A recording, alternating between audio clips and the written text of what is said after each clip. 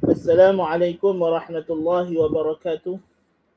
Alhamdulillahi rabbil alamin wa bihi nasta'in wassalatu wassalamu ala khatamil anbiya'i wal mursalin nabiyina Muhammadin wa ala alihi wa sahbihi ajma'in amma ba'du. Para pelajar, semoga Allah Subhanahu wa taala merahmati dan memberkati kita. Kita meneruskan perbincangan masih lagi dalam tajuk bid'ah. Ya.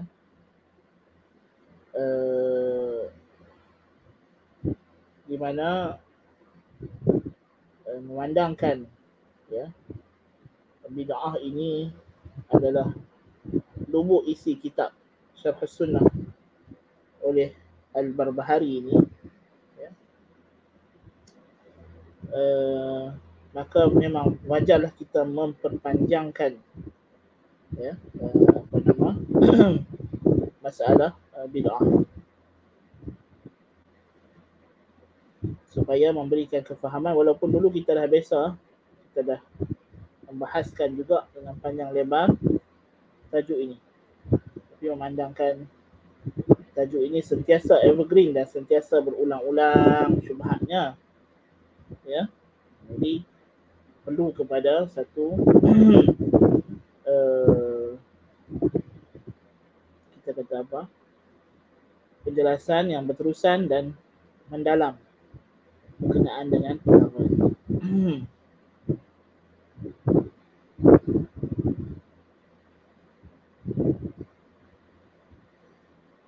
Di antara usul yang penting yang kita kena faham ya dalam isu bid'ah ini ialah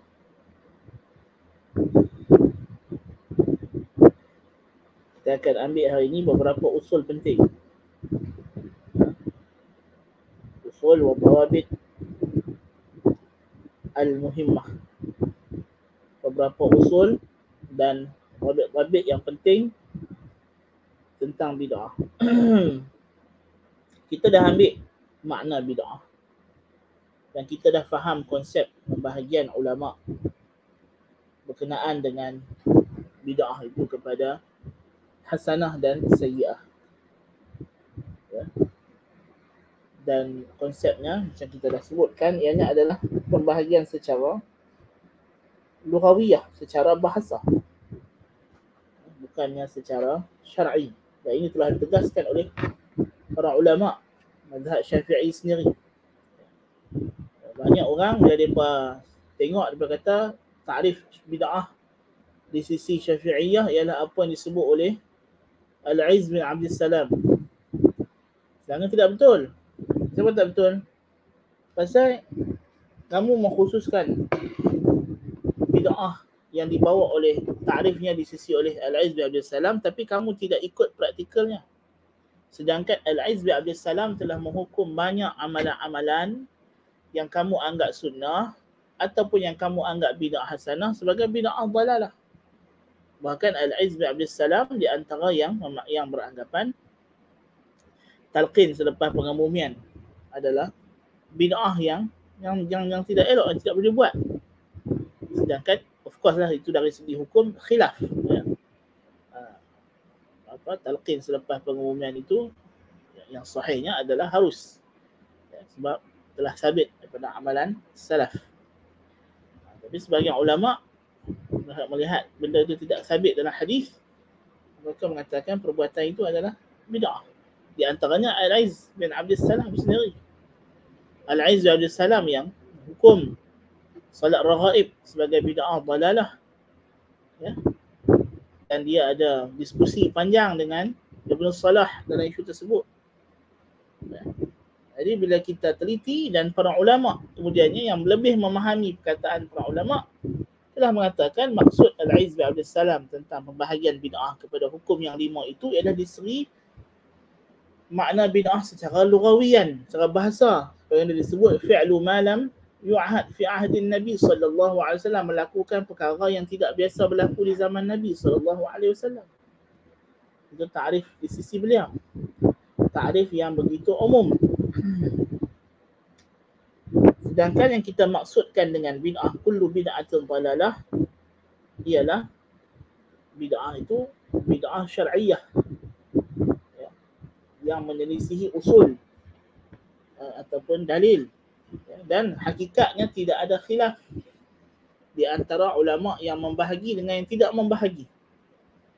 Tidak ada khilaf di antara ulama yang membahagi dengan yang tidak membahagi. Dalam kita nak memahami isu bid'ah ini, yang pertama sekali kita kena faham ialah hukum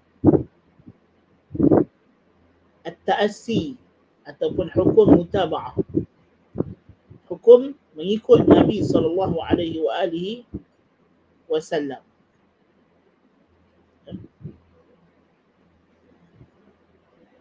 Dan para ulama berbeza pandangan dari segi asal hukum at-ta'assi bin Nabi SAW. Hukum asal, bukannya apa yang sabit dengan dalil bahawa benda tu wajib, memang wajib buatlah. Apa yang sabit dengan dalil benda tu sunat, memang sunatlah. Tapi hukum asal mengikut Nabi SAW pada perbuatan baginda SAW. Pandangan yang pertama ialah mengikut perbuatan Nabi SAW. Maksudnya kita tengok Nabi buat, kita pun ikut macam mana Nabi buat. Hukumnya adalah wajib pada asalnya, sehingga datang dalil yang mengatakan tidak wajib. Dan ini adalah pandangan Al-Qadhi Abdul Jabbar Al-Syafi'i Al-Mu'tazili. Qadhi Abdul Jabbar ulama mazhab Syafi'i, tapi dia adalah juga Mu'tazilah. Dan Abu Husain Al-Basri Al-Syafi'i Al-Mu'tazili, juga ulama mazhab Syafi'i yang Mu'tazilah. Dan juga Fakhr Razi, dan beliau menukilkannya daripada jamahiril ulama, majoriti ulama al-fuqaha. Dan menukilkannya juga Ibnu Burhan daripada Abi Ali ibn Khairan, dan ini adalah pilihan Al-Amidi. Dan menukilkan juga pandangan ini daripada Istakhri dan Ibnu Abi Hurairah, dan ianya juga adalah pandangan Abu Hamid Al-Ghazali, dan Abu Syamah menukilkan juga daripada Al-Baqillani.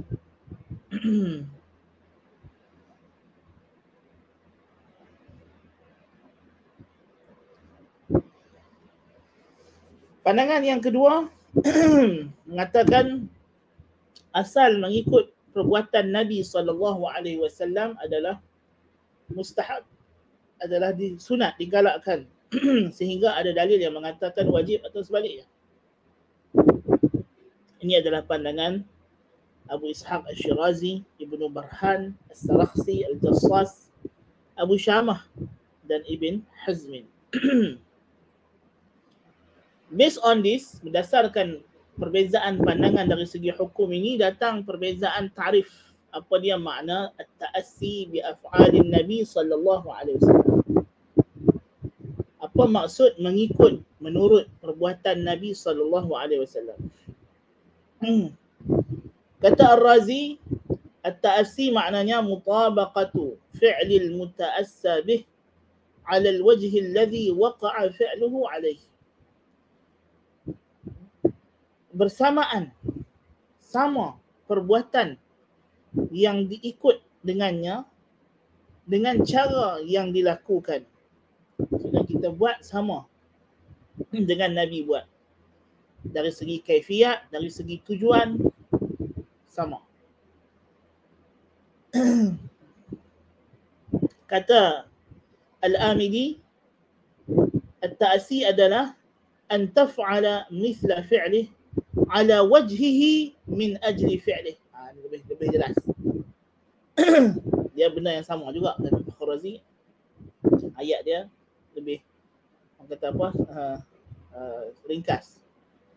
Al-Amidi kata, engkau melakukan sesuatu seperti perbuatan orang yang engkau ikut, seperti cara dia buat dengan tujuan yang sama. Jadi syarat ta'assi dia mestilah bersamaan pada kaifiat dan qasd.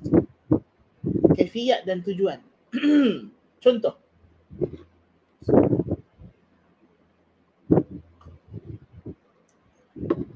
Nabi SAW makanan ruji Nabi adalah kurma, tamar. Tamar tu macam nasi kita lah, kan?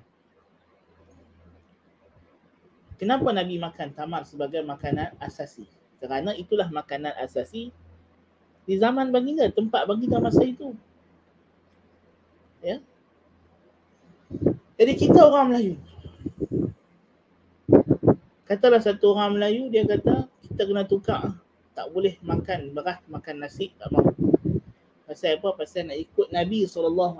Nabi makan tamar, makanan asasi. Jadi dia pun sarapan pagi, sarapan makan tengah hari, makan malam, makan kurma sahaja, 7 biji.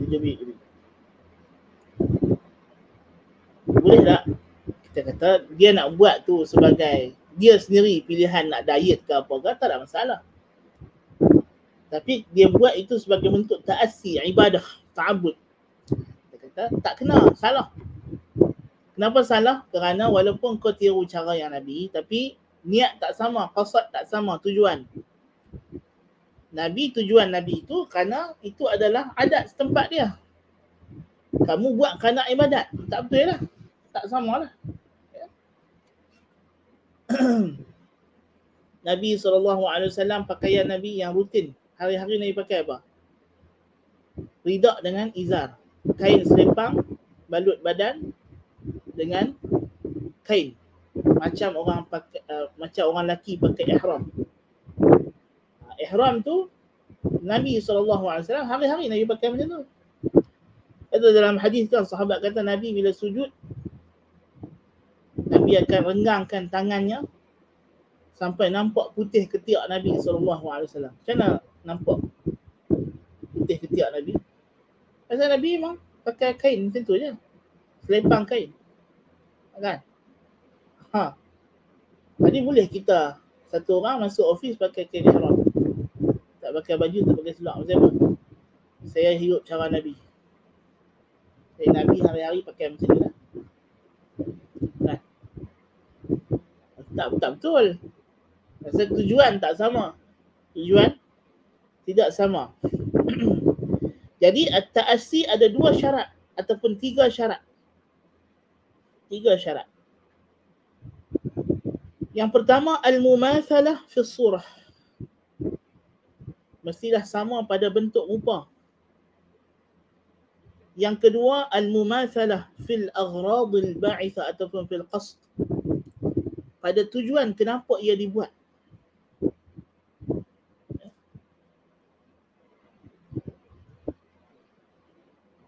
Tujuan kenapa ia dibuat mesti sama dengan tujuan Nabi SAW. Faktor yang mendorong.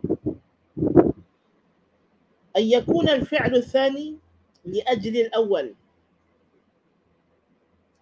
فلو فعل الأول فعلا على سبيل الوجوب وفعل الثاني نفس الفعل سبيل الوجوب أيضا لكن دون أن يقصد به متابعة الفاعل الأول فليس ذلك بالتأسي. Hendaklah perbuatan yang kedua kerana yang pertama buat. Jadi syarat yang ketiga, mestilah kita buat tu sebab Nabi buat, bukan dari segi sebab kebetulan dan sebagainya. Mesti tujuan dia kerana kita ingat hadir dalam hati, niat kita ialah kerana aku nak tiru Nabi SAW.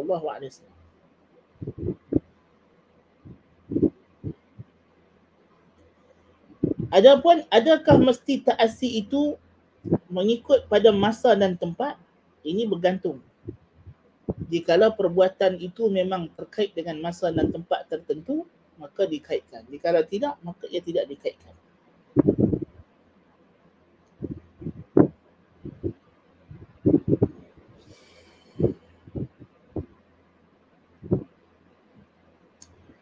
Dan pandangan yang pertama ini, berdasarkan itu ta'assi pada perbuatan dan meninggalkan sesuatu adalah semakna dengan makna ittiba'. Makna mengikut Nabi SAW. Jadi inilah makna ittiba'. Jadi ittiba' tu apa makna? Apa makna tadi? Al-Amili bagi ta'rif ittiba'. Banyak orang sunnah sebut ittiba', tapi dia pun tak tahu apa dia ittiba'. Apa makna ittiba' tadi? An taf'ala mithla fi'lihi ala wajhihi min ajli fi'lihi. Engkau buat sesuatu seperti yang dibuat oleh orang yang engkau ikut dengan cara yang dia buat, dengan tujuan yang sama, kerana dia buat, bukan kerana kamu ada keperluan sendiri dan sebagainya. Tak, kamu buat tu kerana dia buat. Ya. Dan mereka berdalilkan dengan sejumlah dalil yang secara jelas mutlaknya menunjukkan wajib mengikut Nabi SAW. Antaranya ayatul mihnah, qul in kuntum tuhibbuna Allah fattabi'uni yuhibbukum Allah wa yaghfir lakum dhunubakum. Katakanlah wahai Rasulku kepada mereka, jikalau benar kamu cinta ke Allah, maka ikutlah aku. Fattabi'uni, ittabi'uni fi'lu amrin, dan fi'il amar, perintah, dan asal perintah adalah al-wujub. Di antaranya fa'aminu billahi wa rasulihi an-nabiyil ummi alladhi yu'minu billahi wa kalimatihi wattabi'uhu la'allakum tahtadun. Surah Al-A'raf ayat 158. Juga sama perintah Allah Ta'ala, wattabi'uhu, dan ikutlah Nabi itu.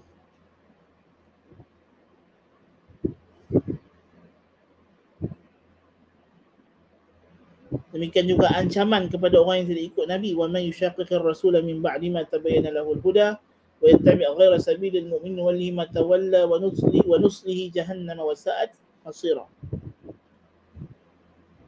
Dan juga hadis-hadis yang mutlak menyuruh, ya, seperti hadis Irbad ibn Sariyah, fa'alaikum bisunnati wa sunnatil khulafa'ir rasyidin al-mahdiyyin min ba'di عضوا عليها بالنواجذ وإياكم محدثات الأمور فإن كل محدثة بدعة وكل بدعة ضلالة. Kata Fakhr Razi, as-sunnah ibarah an tariqah. Sunnah maksudnya jalan. Wa hiya tatanawalu al-fi'la wal qawla wat tark. Dan sunnah ini merangkumi perbuatan, perkataan dan meninggalkan. Sunnah ni ada 3. Kata Fakhr Razi, yang pertama apa yang Nabi cakap, Nabi suruh kita kena ikut, Nabi larang kita kena tinggal. Perbuatan apa yang Nabi buat, dan apa yang Nabi tak buat, apa yang Nabi tidak buat. Dan perkataan Nabi alaikum fa'alaikum bisunnati menunjukkan wajib, perintah, ya. Dan suruhan pula, addu 'alaiha bin nawajid, tamassaku biha wa addu 'alaiha bin nawajid. Dan dilarang pula bid'ah, wa iyyakum muhdatsatil umur. Ya. Demikian juga hadis Nabi SAW tengah salat satu hari, kemudian Nabi pecat kasut dia, Nabi buka selipar. Maka sahabat bila tengok Nabi cabut selipar, buka selipar, semua buka belakang. Kemudian Nabi tanya, kenapa tadi dalam salat kamu buka selipar juga? Dia kata, ya Rasulullah, kami tengok kamu buka, kami ikutlah. Jadi maknanya di sini menunjukkan sahabat faham apa yang Nabi buat, kita kena ikut. Sama ada kita faham atau tak faham, kita ikut dulu. Kemudian kalau Nabi habaq apa sebab dia, baru kita tahu. Jadi Nabi kata, sesungguhnya Jibril datang beritahu kepada aku tadi bahawa dalam kasut aku ni ada najis, kena najis. Maka aku segera menanggalkannya. Itulah. Ulama kata kalau kita tengah sembahyang, baju kita ke pakaian kita ada najis, kita segera tanggalkan pakaian tersebut tanpa mendedahkan aurat. Maka sah salat. Jadi demikian juga hadis kahwin pokok kurma, kan? Ya.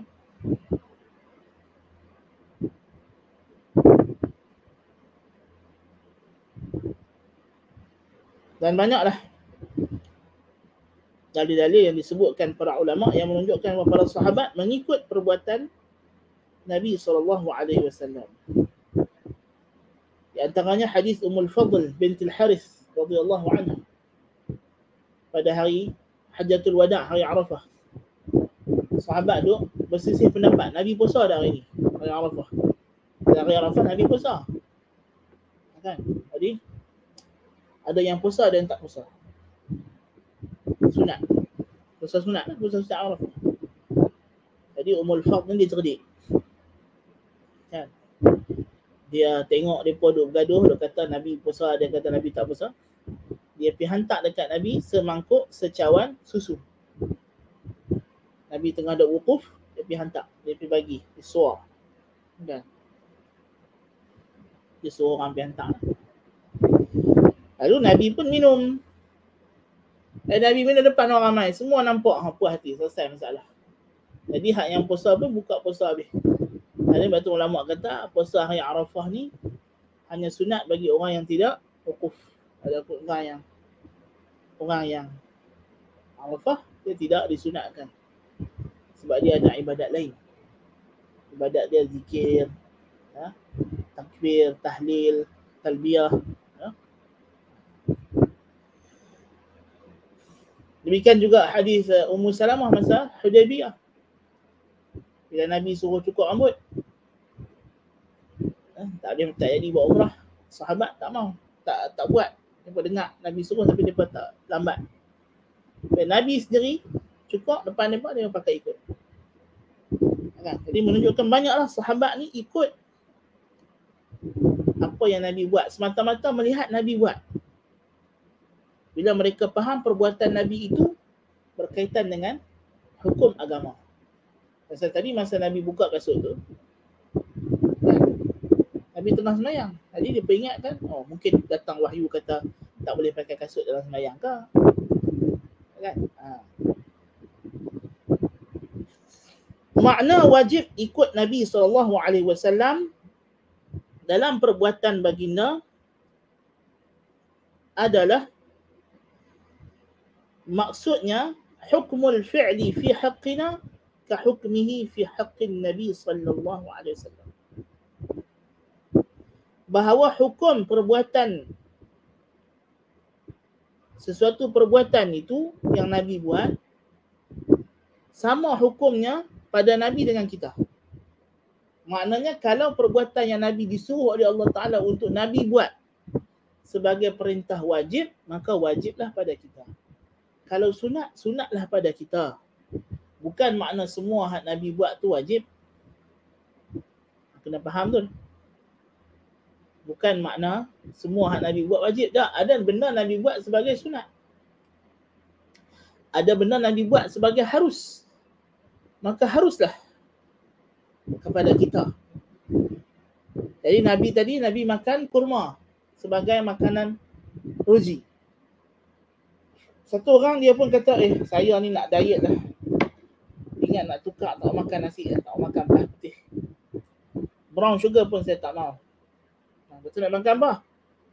Saya nak makan kurma setiap hari. 7 biji. Kan? So, kurma kalau sukatan orang diet tu dia 7 biji. 7 biji sama lah dengan semangkuk kecil nasi tu. Kan?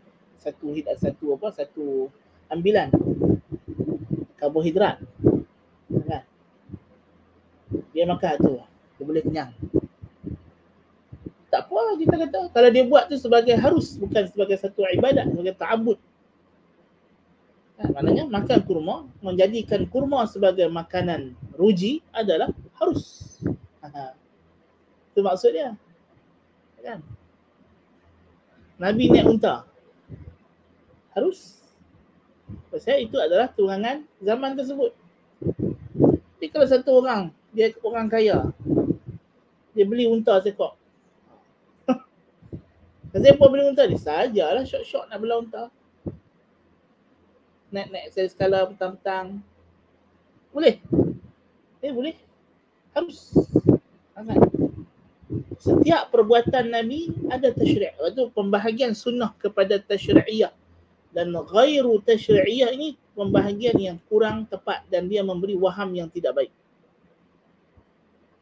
Sebagai ulama mutaakhirin membahagikan sunnah kepada tasyri'iyah dan ghair tasyri'iyah. Kita kata pembahagian macam ni, kita faham maksud mereka itu betul. Bukan maksud mereka ada sunnah Nabi yang tidak ada nilai hukum syarak, tapi maksudnya ada benda yang kita disuruh ikut sebagai agama dan ada perbuatan Nabi itu perbuatan dia panggil sunnah fi'al af'al jibiliyah. Perbuatan Nabi sebagai seorang manusia biasa atau kerana adat setempat. Tetapi dia menjadi satu waham pula kepada orang liberal. Maknanya ada perbuatan Nabi itu yang kita tak perlu ikut ataupun tidak memberi hukum. Salah, kerana harus mubah adalah hukum syar'i, hukum ta'abudi yang 5. Di antaranya adalah al-ibahah. Ya. Jadi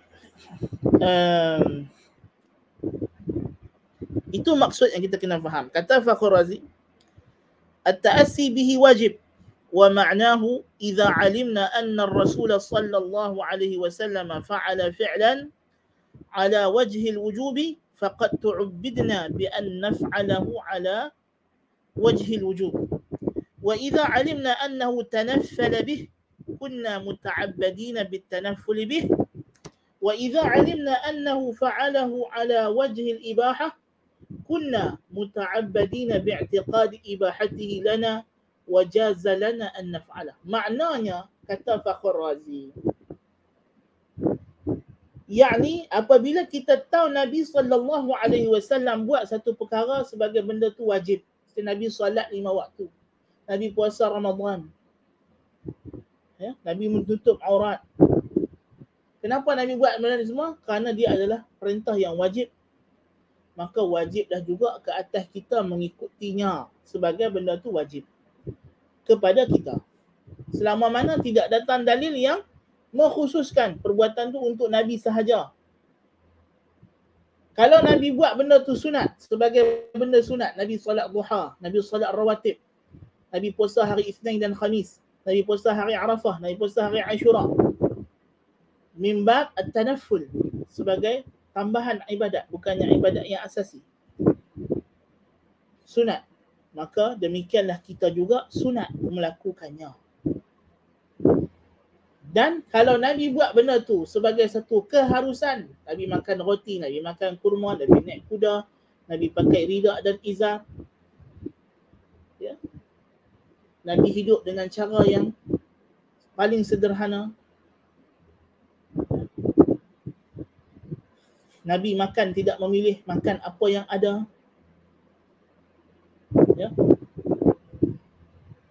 Sebagai benda ni, perbuatan ni harus. Maka kita juga kita kena i'tiqad bahawa benda itu adalah harus. Tak boleh kita haramkan. Apa yang Nabi dah buat sebagai harus, kita juga wajib i'tiqad harus, dan harus untuk kita buat dan harus juga untuk kita tinggal.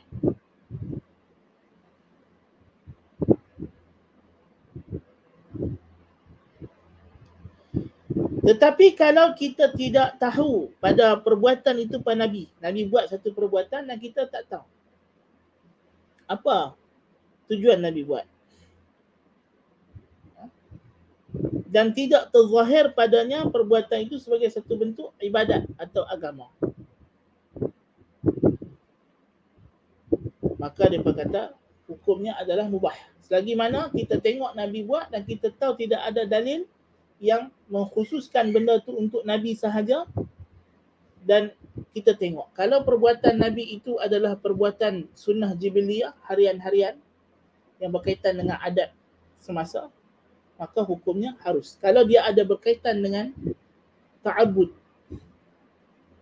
maka hukumnya adalah sunnah. Contoh, Nabi duduk istirahat masa nak bangkit ke rakaat yang ke-2 dan rakaat yang ke-4 dalam salat. Apa hukum duduk istirahat? Nama pun duduk istirahat. Kan? Jadi ada ulama kata, saya menggeng-geng mazhab Hambali, dia kata, oh, ni Nabi duduk istirahat ni bila Nabi dah berumur. Jadi kita tak payah ikutlah, kalau kita rasa tak boleh, kita baca terus. Nah. Tapi kalau kita kata tadi, asal hukum mengikut Nabi adalah wajib, jadi asalnya kita kata, ini perbuatan Nabi dalam salat. Tapi tidak ada suruhan yang qat'i kata ianya adalah rukun, maka hukumnya adalah, asalnya adalah sunat. Untuk istirahat sunat, walaupun kita tak perlu berehat. Nabi SAW, ya, contoh apa nama, mengucuk Hajar Aswad. Nabi buat ketika tawaf. Ya tak? Lepas tu dah Umar bin Khattab, bila dia kucuk Hajar Aswad, dia kata, alimtu annaka hajarun la tanfa' wa la tadur. Walaula anni ra'aitu Rasulullah sallallahu alaihi wasallam qabbalaka ma qabbaltu. Aku tahu kamu ni batu, tak ada manfaat, tak ada mudarat. Kalau tidak kerana aku tengok Nabi cium kamu, aku tak ada cium kamu. Dah. Jadi dia pun tengok Nabi cium, dan perbuatan itu ada kaitan dengan ibadat ketika tawaf. Maka asalnya adalah sunat, kita ikut.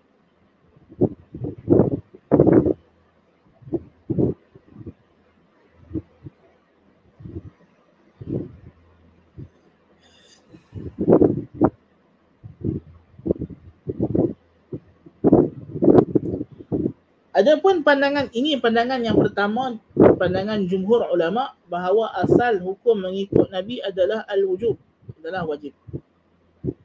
Maksudnya apa tadi? Maknanya kita kena buat apa yang Nabi buat, seperti mana Nabi buat, dengan tujuan Nabi buat mengikut hukum yang Nabi buat. Kalau Nabi buat tu sebagai wajib, kita buat sebagai wajib. Kalau Nabi buat tu sebagai sunat, kita buat sebagai sunat. Kalau Nabi buat tu sebagai harus, maka harus. Selama mana tidak ada dalil mengatakan perbuatan itu khusus untuk Nabi SAW.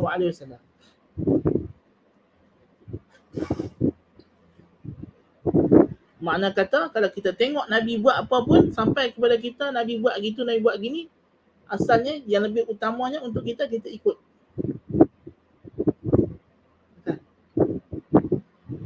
Itu maksud. Supaya kita tidak terlepas hukum. Selama mana kita tidak tahu di sana ada pengkhususan untuk Nabi SAW. Pandangan yang kedua yang mengatakan mengikut Nabi SAW, hukum asalnya adalah sunat. Ditarifkan perbuatan mengikut Nabi itu di sisi golongan yang kedua, seperti mana kata Abu Syamah,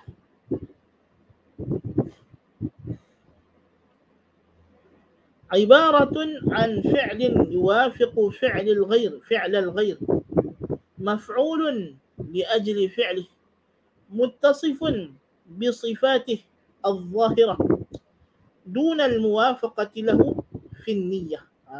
Di sini beza. Abu Syamah kata, makna ta'asir mengikut perbuatan ialah satu perbuatan yang dilakukan sama seperti perbuatan orang lain, dilakukan kerana kawan yang pertama tu buat. Seperti sifat-sifatnya yang zahir, tanpa bersamaan pada niat. Tanpa bersamaan pada niat.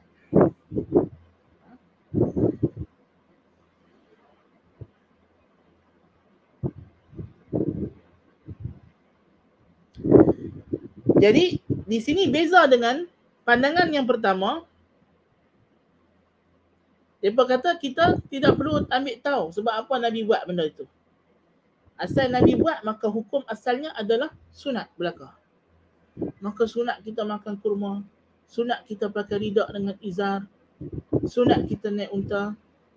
Ya, gitu maksud. Jadi perbuatan Nabi SAW mengikut golongan ini ada 3 kategori. Apa yang disuruh kita buat, maka ini disebabkan ada suruhan, maka jadi wajib. Maka tidak ada khilaf dari sudut hak wajib. Mana apa yang Nabi suruh ataupun yang Nabi buat itu wajib, memang wajiblah, tak ada pertikaian. apa yang dilarang, maka tidak boleh ikut. Apa yang menjadi khususiyah Nabi, yang jelas ianya adalah khusus untuk Nabi, memang kita tak boleh ikut. Tapi kalau Nabi buat, Nabi larang.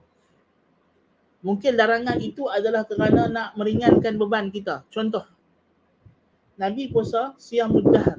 Nabi puasa setiap hari. Ataupun Nabi puasa wisal. Nabi puasa wisal. Wisal ni mana bersambung. Nabi tak buka puasa, makan lagi sok pula. Jadi puasa tu bersambung daripada sahur ke sahur.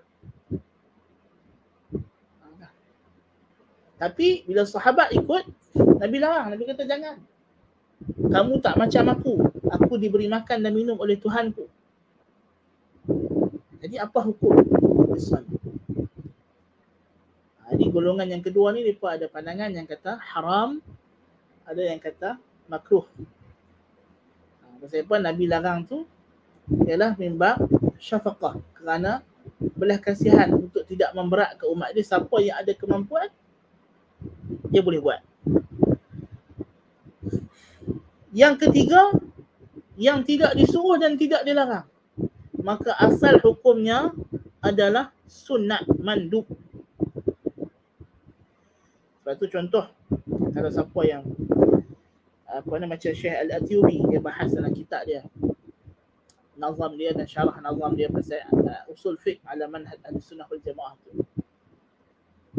Dia kata, contoh, dari sunat dia kata, kita sekali-sekala pakai rida dan izar. Jadi orang yang ada kain ihram di rumah tu, jangan tunggu nanti buat balut mayat.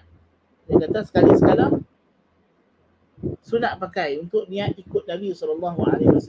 Contoh sahabat yang ikut pendapat ni, yang pegang pendapat ni, Ibnu Umar. Jadi Ibnu Umar ni apa yang Nabi buat, semua dia buat belakang. Sampai kadang-kadang tengah jalan-jalan naik kuda, tiba-tiba dia belok walaupun tak ada apa. Orang pun terkejut, awak belok. Belok sikit, patah-patah balik. Pasal apa? Dia kata, masa aku dulu naik kuda dengan Nabi, Nabi belok ke tempat ni. Dia tak fikir lah pasal apa Nabi belok. Kalau geng yang pertama, pandangan jumhur ulama, kita kena tengok lu ikut Nabi, masa Nabi belok tu ada batu kah, ada apa kah, kan? Jadi kalau kita lalu jalan yang sama, tapi tak ada halangan yang ada di zaman Nabi, tak payahlah, kan? Jadi Ibnu Umar dia ikut apa Nabi buat. Nabi solat dekat pokok mana ke, dekat tempat mana ke, dia pergi sembahyang belakang. Memang ada pandangan ulama yang begitu, ya. Tapi kalau pandangan yang pertama jumhur ulama, tidak perlu, kerana mungkin Nabi sembahyang itu kebetulan masuk waktu dekat situ, Nabi turun sembahyang masalahnya. Jadi tak disunatkan untuk kita susah payah nak pergi tempat tu untuk solat di situ. Gitu maksudnya, kan? Tapi pada pandangan yang kedua, ya, disunatkan. Ni yang tadi jadi perbincangan. Sunat tak makan kurma, sunat ke? Maksud kalau satu orang dijadikan makanan rujinya kurma, tukar, tak makan nasi. Kenapa? Kerana nak ikut Nabi SAW. Hukum pandangan yang pertama kata tidak sunat, tidak disuruh, tapi hukum dia harus. Pandangan yang kedua kata sunat, dapat pahala. Kan? Sunat dapat pahala. Hari itu ada dua pandangan berkenaan dengan perkara ini. Dan mereka juga berdalilkan dengan sejumlah dalil yang menunjukkan keseluruhan secara mutlak untuk mengikut Nabi SAW tanpa meraihkan tujuan.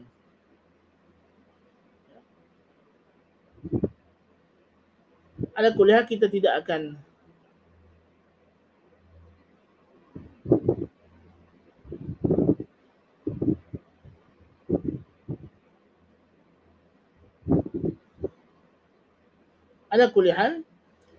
ini ada dua pandangan, tapi jumhur ulama yang kita tarjihkan itu pandangan jumhur, ya, itulah hukum asal ta'asi ini wajib, dan syarat ta'asi mestilah meraihkan bukan sekadar cara dibuat secara zahir, bahkan mesti meraihkan tujuan Nabi SAW buat. Jadi kenapa Nabi naik unta? Karena itu adalah adat. Zaman dia, tempat dia, kenderaan masa tu ialah unta.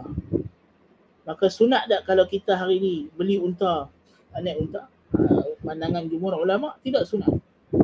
Tapi kalau dia memang ada duit sungguh, dia kaya, ada teringin naik unta, tak ada masalah. Dan kalau dia tujuan dia naik unta itu kerana memang dia cintakan Nabi, dapat pahala. Pahala cinta Nabi, bukan semata-mata pahala naik unta. Tapi atas pandangan yang kedua, ya, semata-mata naik unta dapat pahala. Pasal Nabi naik unta. Jadi asal perbuatan Nabi ni semuanya sunat belaka kita ikut. Tidak ada yang harus.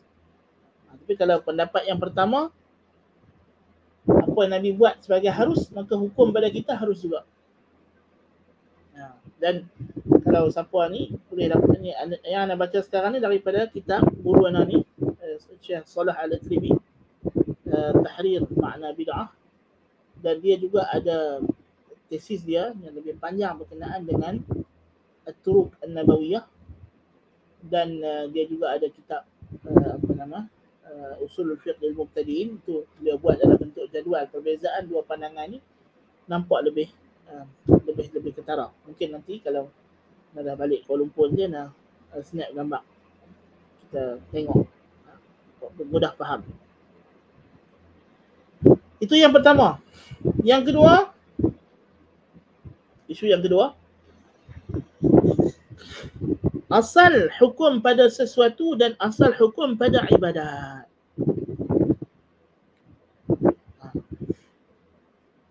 Apakah hukum asal ibadat? Dan apakah hukum asal sesuatu? Masyhur di kalangan orang ramai bahawa al-aslu fil asya' al-ibahah. Asal pada hukum sesuatu adalah harus. Dan sebahagian orang yang nak membenarkan ataupun nak menjustifikasikan bid'ah dalam agama, dia berkata, kaedah kata al-aslu fil asya' al-ibahah. Dan ini jelas menunjukkan tahap kejahilan yang sangat serius di kalangan orang agama. Ini adalah kejahilan yang serius. Ya. Baik. Isu ini berbalik kepada masalah apakah hukum perbuatan mukallaf sebelum datang perintah syarak. Jadi sebelum datang wahyu, sebelum Allah hantar Rasul, apa hukum perbuatan mukallaf? Ada hukum tak perbuatan mukallaf?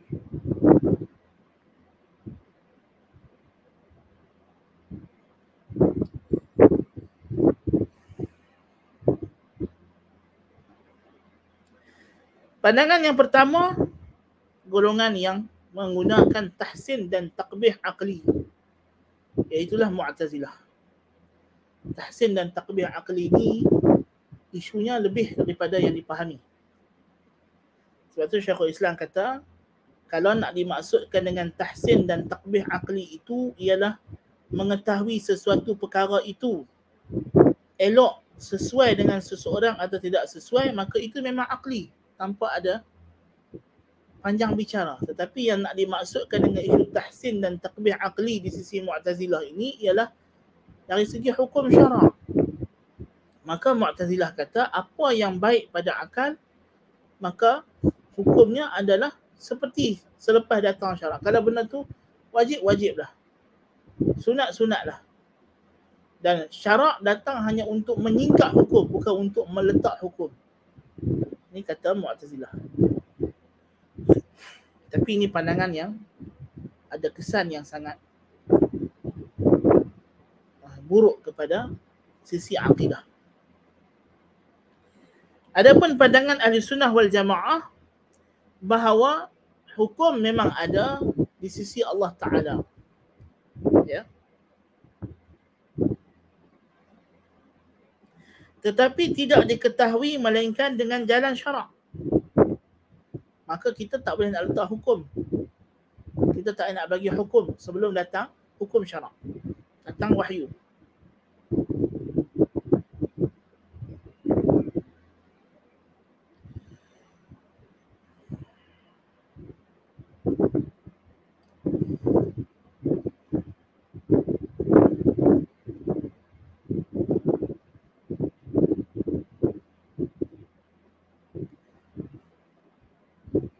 Jadi makna hukum, dan kita sebenarnya benda ni boleh balik kepada isu kalam Allah Ta'ala. Apa makna hukum?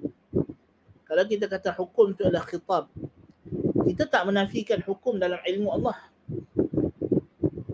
Yang kita bincang tidak ada hukum sebelum datangnya syarak itu ialah khitab. Kerana hukum, maksud hukum ialah khitab, bukannya ilmu Allah Ta'ala. Allah Ta'ala memang tahu apa hukum perbuatan ini, perbuatan itu. Tetapi sebelum dia cakap buat atau tidak buat, sebelum dia suruh atau dia larang, sesuatu perbuatan tidak ada hukum di sisi Allah Ta'ala. Belum ada lagi, belum dikeluarkan hukum. Ya. Jadi itu kita kena faham. Ya. Ahli sunnah wal jamaah jelas dalam masalah ini. Oleh itu, para ulama berbeza pandangan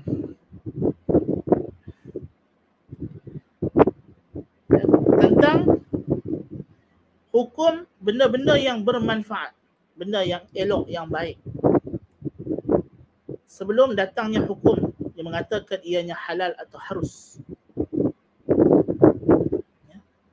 Kepada tiga pandangan. Ada yang mengatakan asal semua perkara adalah dilarang, al-hadru. Ingat, jadi bukan semua ulama sepakat al-aslu fil asya'i ibahah. Hukum asal benda pun dah khilaf. Ada yang kata asal buat satu perkara adalah dilarang. Dan ini adalah pandangan Ibn Hamid dan sebahagian Syafi'iyah dan Al-Bahri daripada Malikiyah. Dan ada yang mengatakan hukum asal suatu perkara ialah harus selama mana tidak ada larangan. Ini yang masyhur daripada Abul Hasan Tamimi, Abul Khattab, Hanafiyah, Zahiriyah, Ibnu Surayj, Abu Hamid Al-Marwazi dan lain-lain. Dan ada pandangan yang mengatakan al-waqfu. Kita tak boleh kata dilarang ataupun dibenarkan. Kita kena jauhkan diri dulu. Kita tak nak bagi hukum. Nak kata harus pun tak boleh, haram pun tak boleh. Dan ini adalah pandangan kebanyakan tokoh-tokoh Asy'ariyah, antaranya Abu Hasan Asy'ari dan Abu Ali At-Tabari, Abu Bakar As-Sayrafi, dan kebanyakan ashabu Syafi'ah dan kebanyakan ahli kalam. Hari ini pelik ni. Yang dia buat bid'ah lah ni, dia bukan Syafi'i, dia mengatakan dia buat Asy'ariyah. Asy'ariyah Maturidiyah dia berkata dia buat. Sepatutnya Asy'ariyah Maturidiyah lah. Sebab kalau istilah Al-Asy'ariyah itu merujuk kepada Asy'ariyah Maturidiyah sekali. Jadi kalau ikut pandangan Abul Hasan Asy'ari dan ahli kalam, setiap perkara yang belum datang padanya hukum syarak adalah tidak boleh dibuat, kena berhenti. Tak boleh kata harus, tak boleh kata haram.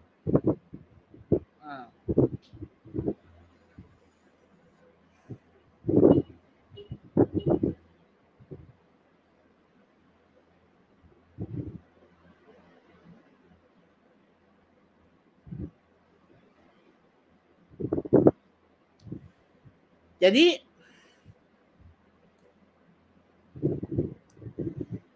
kok mana pun para ulama berpandangan sebelum datangnya hukum Allah Subhanahu wa taala, kita tak boleh nak letakkan hukum memandai-mandai daripada akal sendiri. Itu maksud.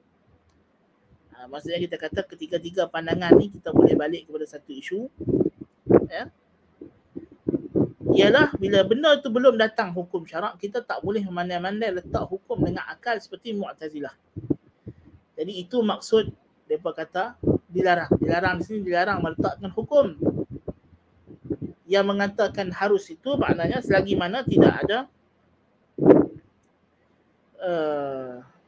pengharaman, kita tak boleh kata haram. Jadi kalau kita tak boleh kata haram, maknanya harus. Kan? Dan yang ambil sikap tawakuf pun sama. Poin dia di sini, apa yang anda nak bagi nampak di sini ialah, di sini kita dah boleh menjawab syubhat. Ya, bahawa para ulama walaupun mereka berbeza pandangan sama ada sesuatu perkara itu sebelum dia datang hukum syarak, adakah ianya harus atau dilarang ataupun kita tak boleh bagi apa-apa hukum tawakuf, mereka bersepakat pada satu poin yang besar di sini, yakni kita tak boleh memandai-mandai bubuh hukum dengan kepala otak sendiri. Itu maksudnya. Mesti benda yang duniawi ni yang kita duk bincang ni belum lagi hukum ibadat. Yang kita duk bincang ni hukum duniawi. Ya. Benda-benda duniawi. Kan? Maka kalau yang duniawi pun ulama kata kita kena tunggu dalil sebelum kita nak bagi hukum dia yang pasti apa dia. Maka apatah lagi yang agama. Ya.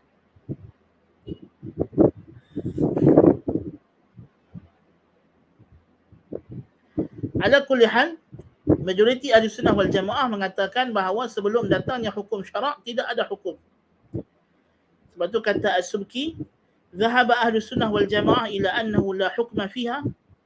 Tidak ada hukum padanya, li'anna al-hukma 'indahum 'ibaratun 'anil khitab. Kerana maksud hukum ialah khitab. Ialah Tuhan bercakap, buat atau tidak buat. Itu maksud hukum. Fa haitsu la khitab la hukum. Kalau Allah Taala tak cakap, tidak ada hukum. Kan? Mudah faham. Lagi Tuhan tak cakap, tidak ada hukum. Walaupun kita tak menafikan, dalam ilmu Allah, dalam pengetahuan Allah, Allah tahu apa hukum yang dia akan letak. Ya. Tapi bila Mu'tazilah menafikan Tuhan bercakap, itulah masalahnya. Dia pentarihkan cakap itu dengan makna ilmu.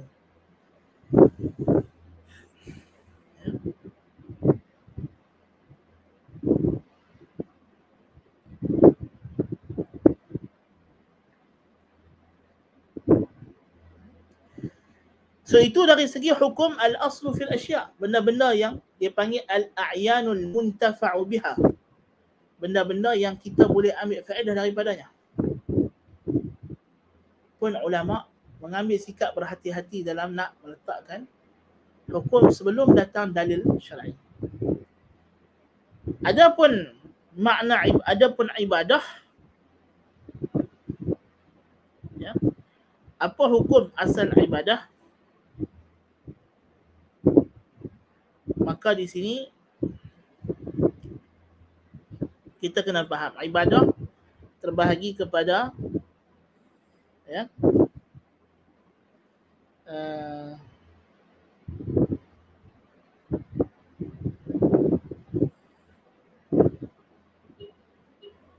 ibadah mahdhah dan ibadah ghair mahdhah. Ibadah mahdhah ialah ibadah yang memang disyariatkan untuk kita buat semata-mata untuk mengharap ganjaran ukhrawi. Kita dah bahas sekarang. Adapun ibadah ghair mahdhah ialah ataupun ibadah ammah ialah benda yang pada asalnya mungkin harus, atau dia adalah perkara yang kita panggil ibadah dari sudut dia benda yang memberi faedah kepada manusia, dipanggil ibadah. Kan, yang ni perlu kepada niat untuk menjadikan dia qurbah. Macam makan, kalau dia makan tu dengan niat untuk menguatkan tenaga untuk beribadat, kan, dapat pahala. Jadi maksud yang kita nak bincang di sini ialah ibadat mahdhah. Ibadat mahdhah.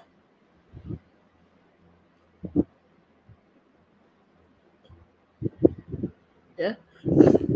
Apakah hukum ibadat mahdhah sebelum datang dalil syar'i? Orang ulama ada banyak kaedah ataupun banyak ayat yang dia guna untuk menyatakan masalah ini. Ya. Di antara kaedah yang disebut dalam mazhab Syafi'i ialah al-aslu bara'atu dhimmah. Asalnya adalah bebas daripada sebarang tanggungjawab. Dan ibadat mahdhah ialah zimmah, tanggungjawab. Dan kita tidak boleh meletakkan tanggungjawab ke atas seseorang tanpa dalil. You tak boleh kata, malam Jumaat ni kita kena baca Yasin ramai-ramai. Tahu tak? Ini zimmah. You telah meletakkan pada diri manusia satu zimmah, satu hukum.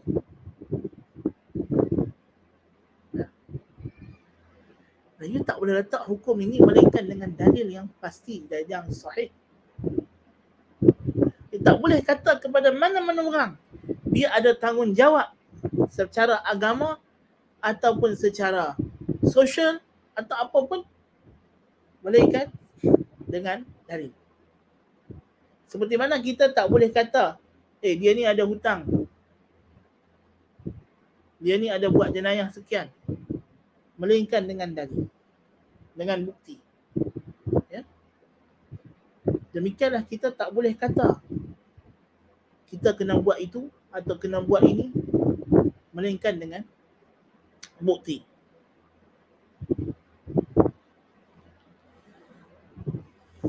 Kata Abu Ishaq Al-Shirazi, فأما استصحاب حال العقل فهو الرجوع إلى براءة الذمة في الأصل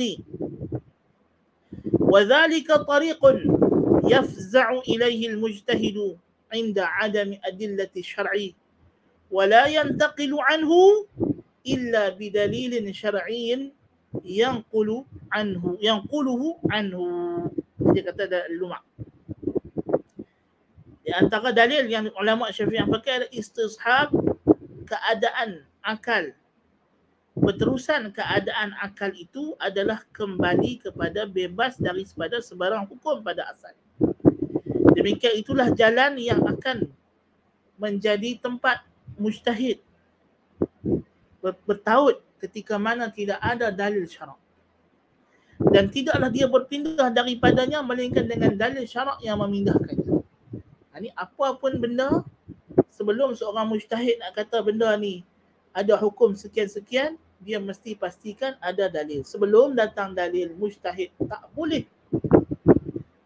meletakkan hukum wajib, sunat, ya, bila ia berkaitan dengan tanggungjawab. Dan ibadat satu bentuk tanggungjawab. Kata Al-Ghazali, وانتفاء الأحكام معلوم بدليل العقل قبل ورود السمع ونحن على استصحاب ذلك إلى أن يرد السمع. Ternafinya hukum diketahui dengan dalil akal sebelum datangnya dalil wahyu. Maka kita berada di atas keadaan tersebut sehingga datang sama, datang dalil wahyu. Maknanya kita diketahui sebelum datang wahyu tidak ada suruhan daripada Allah untuk buat itu atau buat ini. Itu jelas. Maka tak boleh kita mana-mana pergi tuduh kata Tuhan suruh buat itu atau buat ini melainkan dengan datangnya dalil. Jadi atas dasar itu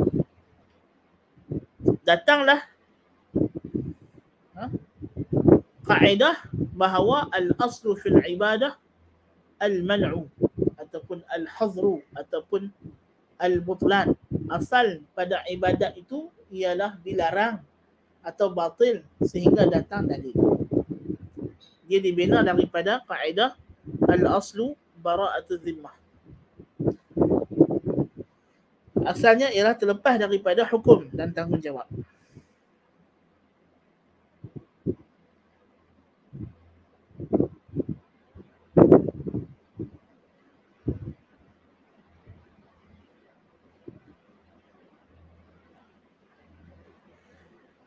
Dan ulama berdalilkan dengan dalil-dalil larangan melakukan bid'ah.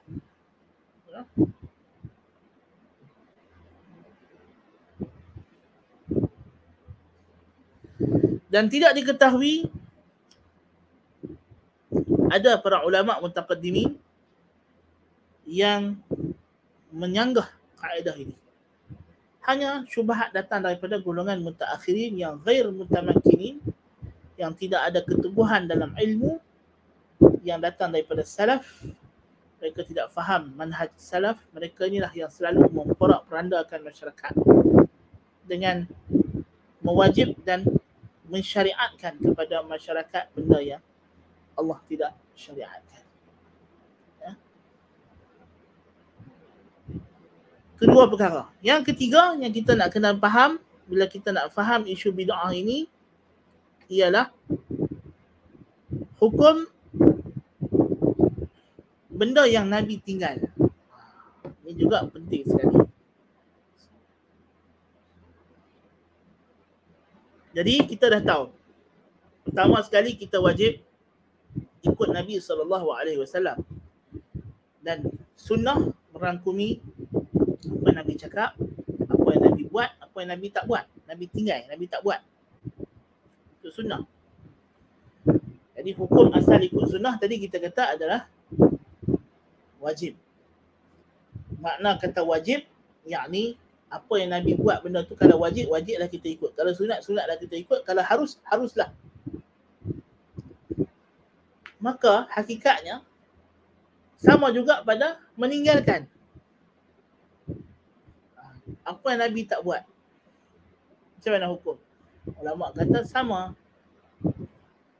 Kemudian kita dah tahu hukum asal pada ibadat adalah dilarang. Maka yang ketiga kaedah yang kita kena tahu ialah apa yang Nabi tinggal, apa Nabi tak buat. Waktu bila kita wajib tinggalkan juga, dan kalau kita buat jadi bid'ah, dan waktu bila benda yang Nabi tak buat tu jadi harus kita buat. Ya.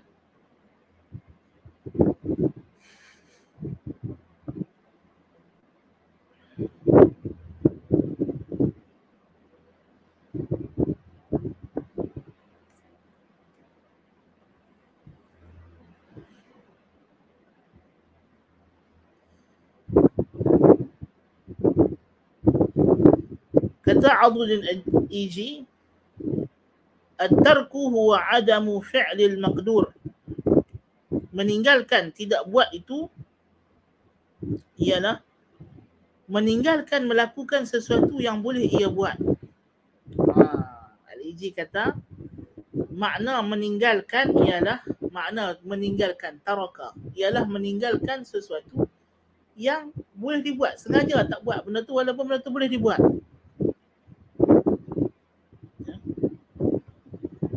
Dan makna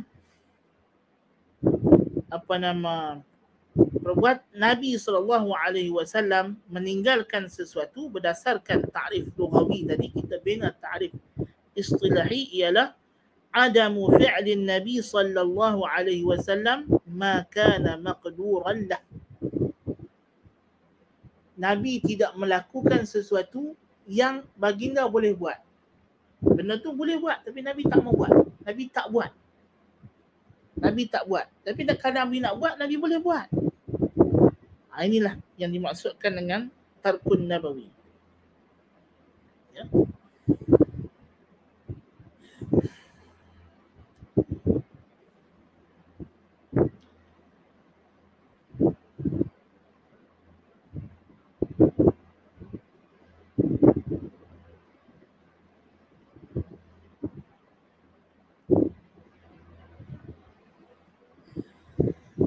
Dan at-tarku ataupun di sini disebut sebagai sunnah tarkiyah, sunnah meninggalkan. Kita ada sunnah fi'liyah dan kita ada sunnah tarkiyah. Dan at-tark, meninggalkan, Nabi SAW akan melakukan satu perkara yang baginda boleh buat tapi Nabi tak buat, terbahagi kepada tiga. Yang pertama ialah Nabi tidak buat dan dinukilkan kepada kita Nabi tak buat dan dinyatakan sebab kenapa Nabi tak buat. Ya. Dengan dijelaskan sebab kenapa Nabi tak buat. Seperti kenapa Nabi tak salat, Nabi tak meneruskan salat tarawih pada bulan Ramadan secara berjemaah selepas malam yang ketiga. Nabi bagi tahu sebab dia. Kan? Kenapa Nabi tak buat tu dijelaskan oleh sahabat kenapa, punca sebab apa Nabi tak buat. Okey. Yang ketiga, meninggalkan secara mutlak. Yakni para sahabat meriwayatkan kata Nabi tak buat benda ni, tapi tak dijelaskan sebab kenapa Nabi tinggal, sebab kenapa Nabi tak buat. Nama dia at-tarkul mutlaq. Dan yang ketiga, dan dua jenis yang pertama ni, ini disebut sebagai at-tarkul manqul ataupun at-tarkul wujudi. Meninggalkan dan dia diriwayatkan dan dia diberitahu kepada kita memang Nabi tidak buat. Dan yang ketiga ialah at-tarkul adami, iaitulah tidak diriwayatkan Nabi ada buat. So Nabi tidak buat satu benda, dia ada dua secara asasnya. Pertama, diriwayatkan kepada kita Nabi tidak buat, Nabi tak buat benda tu. Sahabat beritahu Nabi tak buat macam ni. Dan sama ada periwayatan itu datang dengan menjelaskan sebab kenapa Nabi tak buat, Nabi tinggal, atau tanpa sebab, tak diberitahu sebab kenapa Nabi tinggal. Dan yang ketiga ialah tidak diriwayatkan Nabi ada buat. Tidak diriwayatkan Nabi ada buat. Tak datang menerima kata Nabi pernah buat macam ini. Ini nama dia at-tarku al-adami. Ya, at-tarkul adami. Baik, tak apa, yang ni kita akan sambung pada sesi yang akan datang insya-Allah taala. Ya. Akan masa pun dah habis. Dan kita akan sambung lagi kenaan dengan sunnah tarkiyah ni, dan ini adalah yang paling penting dalam bab nak faham bid'ah ialah sunnah tarkiyah. Sebab bid'ah secara asasnya ialah kita melakukan sesuatu yang Nabi tak suruh atau Nabi tak buat. Itu poin secara mudah orang faham, betul tak? So kita nak kena tahu Nabi bila tak buat satu benda atau tidak diriwayat yang kita Nabi buat, Nabi tidak buat satu perkara. Waktu bila yang kita buat jadi bid'ah? Bila jadi bid'ah? Kan? Dia kata Nabi tak naik kereta, kita naik kereta. Pasal apa Nabi tak naik kereta? Adakah Nabi tak naik kereta itu dan Nabi tidak naik kereta atau itu salah, tak masuk dalam sunnah tarkiyah. Pasal apa? Kereta yang ada macam zaman kita sekarang ini tidak wujud. Bila dia masukkan kereta ialah kereta yang ada sekarang dengan kaifiyatnya, maksud di sini kereta ialah dengan ta'rif ahdiyah, zihniyah. Memanglah tak betul. Tapi kita kena faham, Nabi menunggang kenderaan. Kalau kita masukkan kereta sebagai kenderaan, siapa kata Nabi tak naik kereta? Nabi naik kuda, unta. Yang mana ini semua adalah kenderaan. Jadi Nabi naik kenderaan, Nabi menunggang kenderaan. So naik kereta ada dalil tak? Ada. Adapun pada jenis kenderaan yang dinaiki, yang ditunggang, sama ada haiwan yang hidup atau haiwan yang tak hidup yang pakai enjin start jalan, ya, itu berbalik kepada situasi setempat dan zaman dan masa. Kerana Nabi masa Nabi naik unta, Nabi maksud Nabi ialah naik kenderaan kan naik unta. Kita balik tadi kan, makna ikut Nabi ialah mengikut kepada tujuan. Jadi tujuan Nabi naik unta ialah untuk naik kenderaan, bukan naik unta itu sendiri, bukan kerana lizatil unta itu, lizatil ibil. Tak. Kerana unta itu adalah kenderaan. Jadi tujuan Nabi bila Nabi naik unta ialah Nabi naik kenderaan. Jadi Nabi nak pergi tempat jauh-jauh, Nabi naik kenderaan, tak disuruh jalan kaki. So bila kita nak pergi jauh, sunat naik kenderaan. Sebab Nabi naik kenderaan ataupun harus naik kenderaan. Bahkan kalau sampai ke tahap memudaratkan diri, tak boleh. Kalau kata berjalan kaki itu memudaratkan diri, jarang. Sebab Nabi dah jarang, la darara wa la dirar. Bid'ah ni dia sangat berkait rapat dengan usulul fiqh. Ya? Perlu faham usulul fiqh yang baik. Dan punca orang duk buat bid'ah, dia kata bid'ah hasanah ni pasal dia jahil usulul fiqh. Tak tahu, tak faham dengan baik, dengan mendalam. Dan banyak punca bid'ah ini adalah kesilapan dalam ijtihad kadang-kadang, atau memang berpunca daripada kejahilan dalam usulul fiqh, atau kesilapan dalam praktik pada kaedah ijtihad. Ya.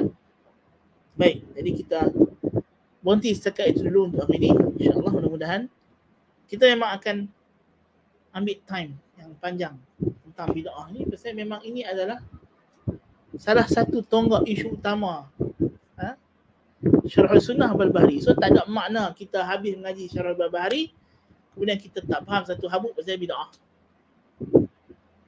Useless. Kita kena faham betul-betul. Okey? Aku qauli hadza wa astaghfirullahal azim li wa lakum. Subhanakallahumma bihamdika asyhadu an la ilaha illa anta astaghfiruka wa atubu ilaik. Wa sallallahu ala Muhammadin nabiyil ummi wa ala alihi wa sahbihi ajma'in. Wassalamu alaikum warahmatullahi wabarakatuh.